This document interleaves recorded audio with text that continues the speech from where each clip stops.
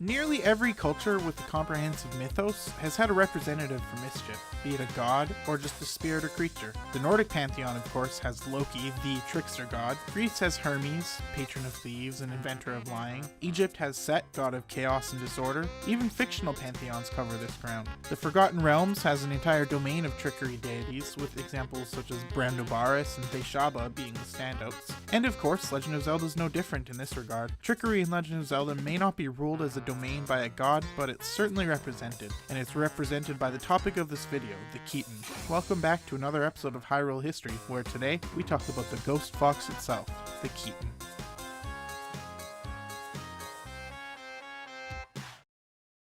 The Keaton first appear as an enemy type in the creation timeline in Minish Cap, but these don't seem to have any real relation to the later Keaton, other than possibly sharing a common ancestor. We'll still give them a little bit of time, but they won't be the focus of this video. The Keaton we're concerned with appear over a very short period of time in Hyrule's history, only seeming to really appear in the creation timeline during Ocarina of Time. It also appears in the parallel dimension of Termina in the child timeline. As mentioned, the first technical appearance by the Keaton was in Minish Cap. A group of anthropomorphic bandit foxes could be found roaming the fields and attacking travelers, stealing their rupees. Defeating them gets you your rupees back. They could also later be found in Vadi's castle, clearly corrupted by him. That's pretty much it for these guys. They may be related to the later Keaton, but they certainly manifested differently.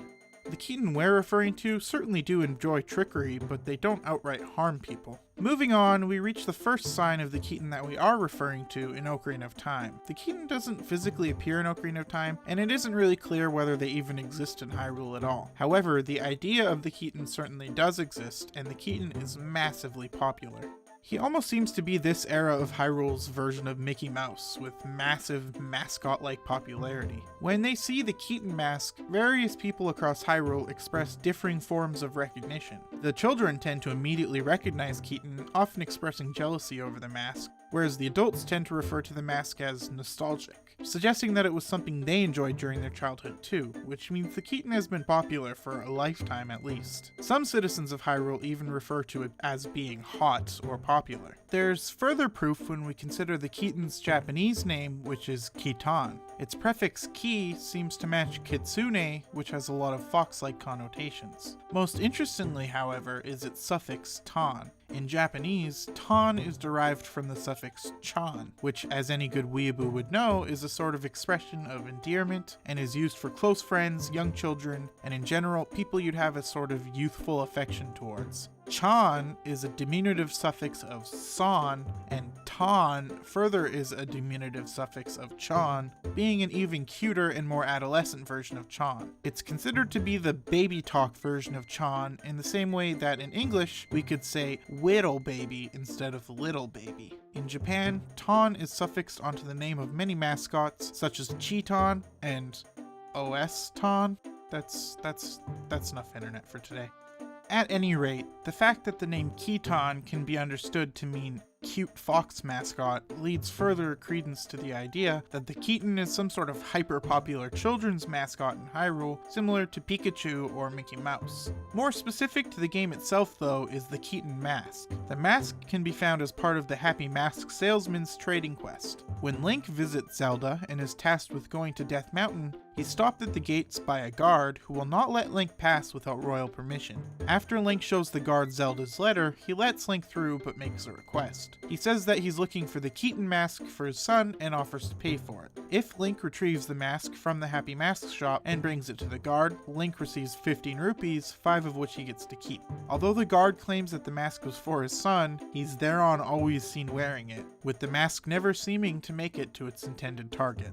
The Keaton is not physically seen again in Hyrule after this point, seeing as its only other appearance is in Majora's Mask and Termina's A Parallel Dimension. However, just because we don't see the Keaton in Hyrule doesn't mean it isn't there, which is something we'll cover in the theory section. In the aforementioned Termina, we not only see the Keaton mask again, but we see an actual in-the-flesh Keaton. We first catch sight of the Keaton when we see Kefei walking to the mailbox wearing a Keaton mask over his face. Kefei is a complicated character that needs his own video, so so for now, we'll simply go with he is cursed and uses the Keaton mask to hide his face. He received the mask from the owner of the curiosity shop and hides out there for most of the day, hoping to catch the person who stole his other mask. Link partakes in the questline to reunite Kafei with his wife, and eventually receives the Keaton mask from the man from the curiosity shop. Unlike in Ocarina of Time, the Keaton mask in Majora's Mask has a practical purpose, and that is to summon an actual Keaton. A single Keaton can be found in numerous places across Termina, hiding amongst the bushes. These bushes can be easily spotted due to being in a large circle. They're found on Milk Road, in the Mountain Village, and North Clocktown. This grass can also be found at the start of the game, but Link is unable to summon a Keaton at that point. Anyway, if Link hacks one of the shrubs with his sword, all the shrubs will begin to violently shake and jump around quickly, proceeding to disappear after a couple seconds. If Link succeeds in cutting all of the grass down while wearing the Keaton mask, a few seconds will pass and an actual Keaton will appear. If Link takes his mask off, the Keaton will disappear, but if he keeps it on and talks to the Keaton, it'll be happy to talk back to him, informing him that he recognizes that you aren't a Keaton, but that you're a good boy. He will then give you a test consisting of 5 questions out of a possible 30. These questions all have to do with the people, places, and things of Termina near where the rings are found.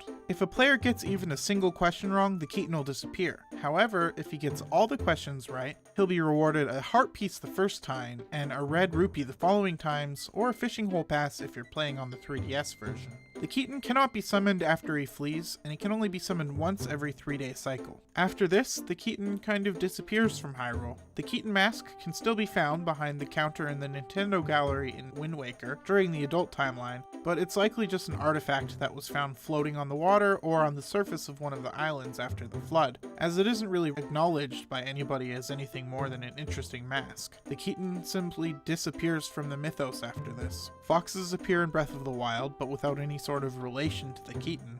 The Keaton mask also appears as a sticker in Smash Bros. Brawl, and both as upgraded material and as a part of young Link's character model in Hyrule Warriors.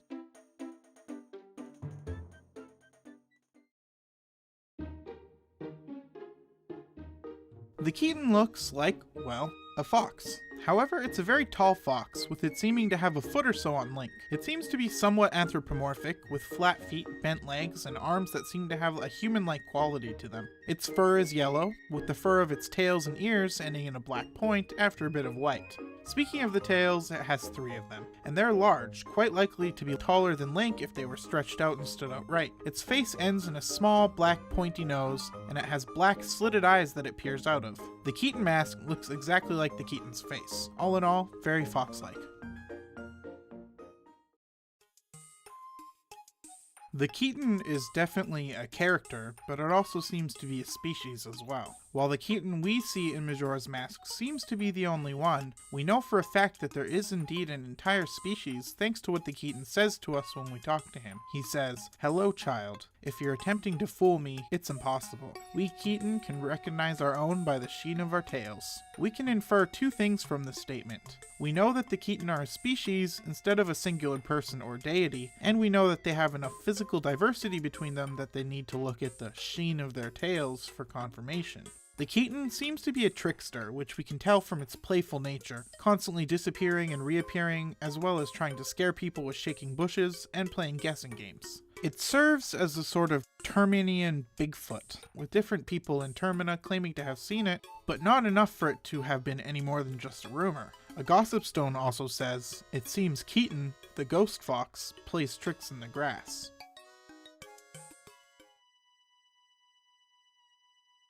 There isn't really much to theorize about the Keaton. The dearly missed YouTuber Vortexy Gaming put out a theory on the origin of the Keaton, so I strongly recommend you to check that out. The only real theory I have to offer are what the Keaton are based on, and whether they existed in Hyrule or not. The latter theory we'll bite into first. Did the Keaton exist in Hyrule? Well, it's unknown. Its image certainly exists, and most things in Terminus seem to have parallels to real things in Hyrule, so that's a bit of circumstantial evidence. However, there is one piece of genuine hard evidence suggesting that the Keaton may have existed in Hyrule, and I'd like to show that to you now. In the beginning of Majora's Mask, you run into the moving grass twice before you're able to get the Keaton mask and summon the Keaton. once in the Lost Woods and once in the Catacombs. That first part is the major piece of evidence. While Link is still in the Lost Woods of Hyrule, before he jumps into the portal and changes dimensions, he runs into the moving grass. As previously mentioned, it's impossible to summon a Keaton here, as you do not have the mask at this point, but the grass moves all the same, while Link is still in Hyrule. Could this be proof of a Keaton existing in Hyrule, or is it just a symptom of Termina and Hyrule beginning to blend together as Link gets closer to the portal? There's no confirmation either way, but I think it could really be either. What do you think? As for what the Keaton could be based on, well, there are two leading theories. And really, this is a situation where they could both be correct. The first is that the Keaton was inspired by existing Nintendo characters. The Keaton's color scheme is very similar to Pikachu, and Princess Zelda actually mistakes the Keaton for a mouse. Also, there's a rumor that the 5 masks in the second row correspond to the crew of Star Fox, with the Keaton being the stand-in for Fox McCloud. I think that either of these things could be true. The second theory is the idea that the Keaton was based off the Japanese figure known as the Kitsune, based mainly on the multiple tails. Now, I personally don't know very much about the Kitsune, so I called in an expert on all things cryptozoology. His name is Nurchin, and he's here to teach us a thing or two. What can you tell us about Kitsune, Nurchin? The Kitsune, Well, the word is a literal translation for the Japanese word for fox, but in this context it's referencing something much more. The Kitsune are thought to be yokai, supernatural creatures standing on the line between physical and spiritual. They're often closely associated with Inari Okami, a spirit of industry and agriculture who uses pure white foxes as his messengers, but this doesn't necessarily mean they're good or evil. There are Zenko, good foxes who serve Inari, and then there are the Yako, a more mischievous fox who uses its powers to play tricks on cruel people or just harass normal people because they get bored, I guess. Most of the foxes are coloured bright yellow, which leads some people to believe that Kitsune is a combination of the words always and yellow. When it comes to their powers, it's important to note the number of tails. Every 100 years they gain another tail, a symbol of them becoming wiser and more powerful, until they grow their 9th tail. Some stories claim it can take up to 1,000 years to grow their 9th tail, and when they do, they become a Tenko, a fox so powerful it ascends to the heavens among the gods. So what kind of powers do these guys have? Among your standard paranormal abilities like invisibility and illusion, they're well known for their ability to shapeshift into or possess humans, most frequently women. This is often just to fool people, but sometimes the prank involves marrying someone and raising a loving family with them. Got 'em! But don't worry, if you're concerned that your loved one might be a fox in disguise, there are just a few things to remember. They're terrified of dogs, they love to eat sweet things, and sometimes they struggle to hide their fluffy tails. But that last one might just mean they're a furry, which is much worse. And who knows? It's hard to tell how much of these stories is based on reality due to how far back they go. But if foxes did actually grow extra tails, they probably wouldn't have bones in them and would consist of maybe cartilage or keratin, which means they would probably get lost if ever fossilized. And considering modern deforestation and hunting, it's not surprising foxes aren't living for hundreds of years anymore. You know, just food for thought. The more you know.